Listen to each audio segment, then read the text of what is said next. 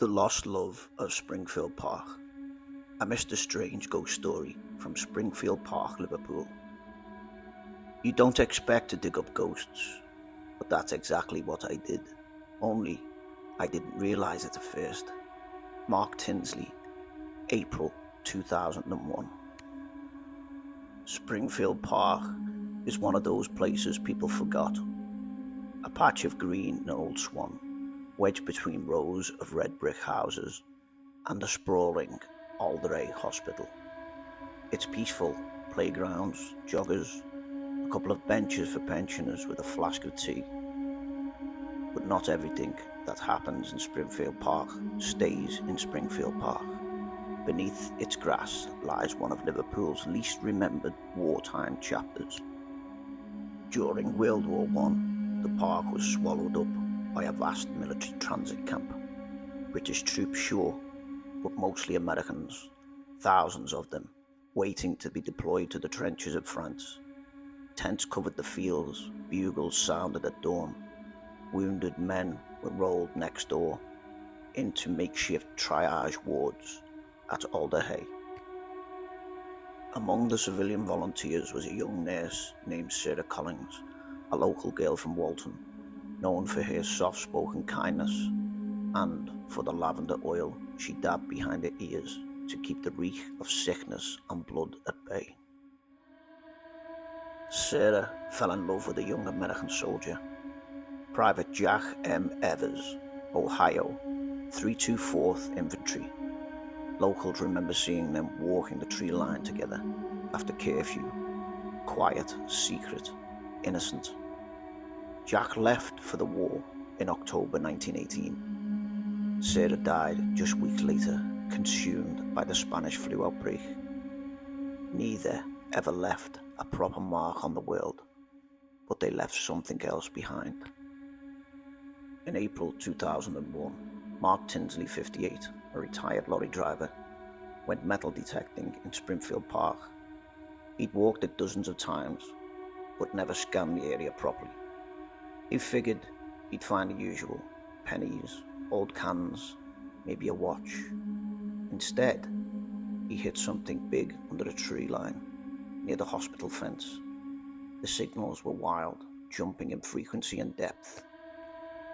He unearthed over a dozen .30 caliber bullet casings, several American military buttons and webbing buckles, 2 rusted dog tags, one almost fully readable: Private Jack M. Evers, 324th Infantry, USA, Ohio, 1917. A small leather pouch containing 3 foreign coins, French and Belgian, dated 1915-1917. Everything was found together in what Mark described as a neat clump, almost like a time capsule. It was like someone had dropped stuff as they walked. He said it felt deliberate, like someone placed it all there on purpose. He packed the relics into his canvas bag and brought them home. That's when the trouble started.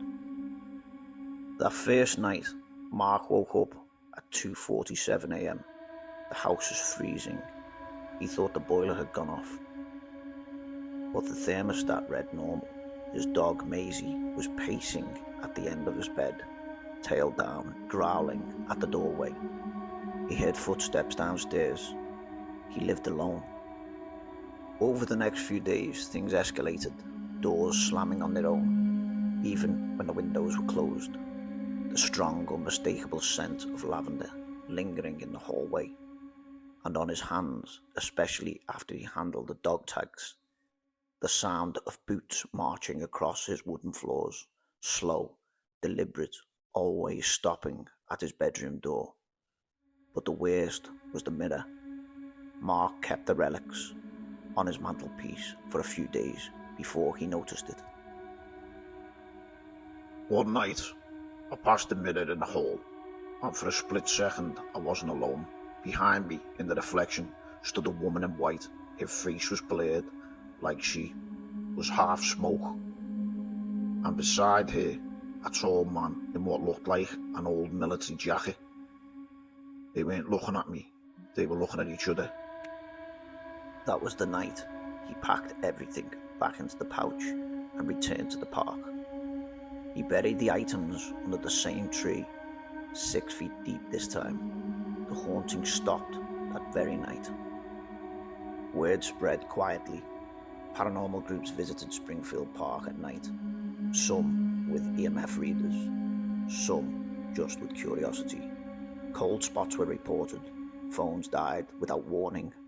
One group recorded static-filled audio containing a faint voice whispering.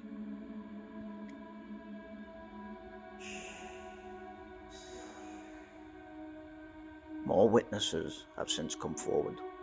A nurse walking home from Alderey saw a man and a woman hand in hand in the middle of the field. When she blinked, they were gone.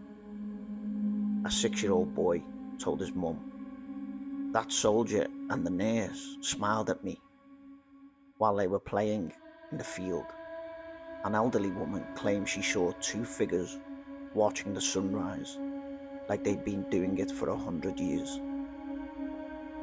An early morning jogger in March 2024 described seeing a man and a woman walking slowly through a patch of ground mist near the park's west entrance. Both wore old-fashioned clothes.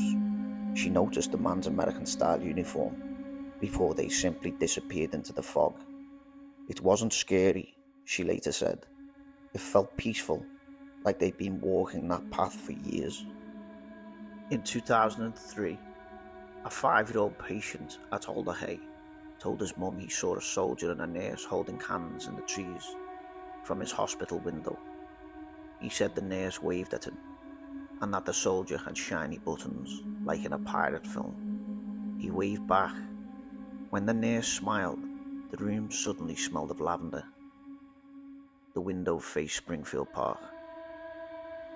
Liam, a local delivery driver, was taking a shortcut through the park after his shift. The sun had just gone down. As he crossed the open field, he stopped dead. 2 people stood silhouetted in the middle of the field. A woman in what looked like a nurse's apron and bonnet, and a tall man in a peaked cap. He had his arm around her, but they weren't moving, just standing there side by side, looking down across the park like they were watching something only they could see. Liam turned to grab his phone. By the time he looked back, they were gone. So, who was Sarah Collins? Digging into local records, her name appears only twice. Once in a list of wartime volunteers for Alderey, and once in a funeral notice that mentions Miss Sarah Collins passed suddenly, 1918. No family mentioned, no grave listed, nothing more. But nurses at Alderey today, those working the night shifts, tell quiet stories of a strange smell drifting in certain wards, lavender, always followed by technical malfunctions, strange shadows in security footage, or a child saying, "Who's that nurse with the old hat?" In summer 2023, 2 teenage ghost hunters, Kyle and Jordan, filmed a late-night paranormal challenge for TikTok. It was supposed to be a laugh, head tortures, stupid dares, bit of shaky camera work, but what they caught shook them. In the background of one video, just a few seconds long, you can see a faint figure between the trees, a white dress, cap on head, not glowing, not translucent, but wrong, out of place, just there. They didn't see it until the next day. Carl deleted the app after dozens of strangers began commenting about the lady in white. The most chilling part, Jordan's watch, one of those fitness trackers, logged a massive heart rate spike at the exact timestamp of the sighting. It felt cold, he later said, not like wind, like in my bones. So if you're ever walking in Springfield Park and you feel the air shift, if the trees seem to hold their breath, if you smell lavender in the breeze, look carefully.